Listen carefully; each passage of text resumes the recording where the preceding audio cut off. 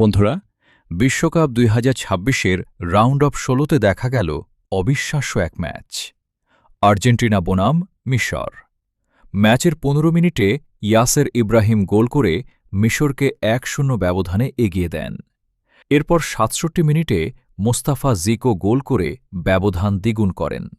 তখন মনে হচ্ছিল আর্জেন্টিনার বিশ্বকাপ যাত্রা শেষ। কিন্তু এরপর শুরু হয় ম্যাজিক।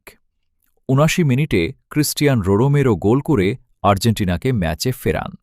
মাত্র ৪ মিনিট পর ৮৩ মিনিটে কিংবদন্তি লিওনেল মেসি দুর্দান্ত গোল করে সমতায় ফেরান আর্জেন্টিনাকে।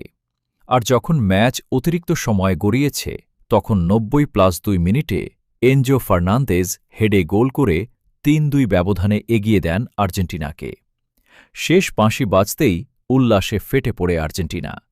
২-০ পিছিয়ে থেকেও ৩-২ ব্যবধানে জয় তুলে নিয়ে তারা পৌঁছে যায় কোয়ার্টার ফাইনালে।